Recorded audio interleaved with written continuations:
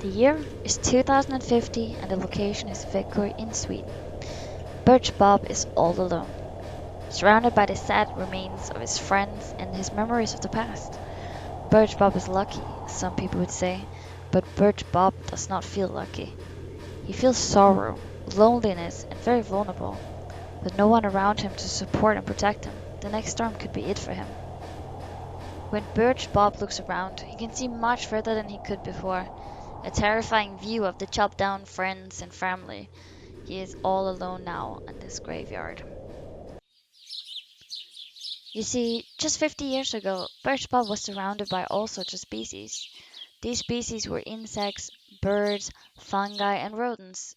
Birch Bob was home to more than 300 different species of insects. He was part of a system of harmony, and it worked perfectly. Now he's alone.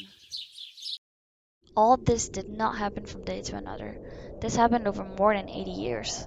It started out small. Mankind started chopping down more trees to make room for agriculture. The air got more polluted, which resulted in less insects.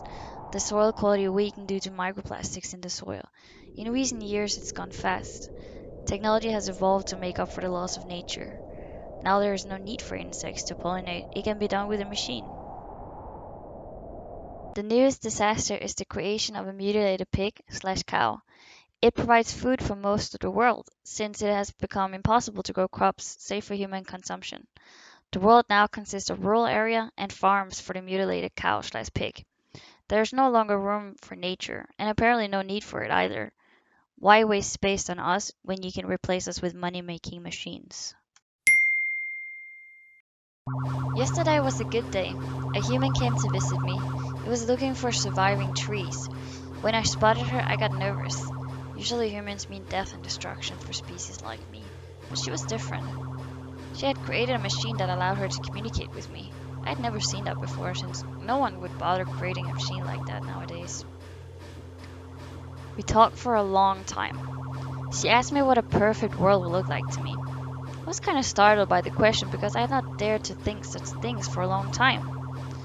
I explained to her how much I miss having my friends around. I'm a simple tree.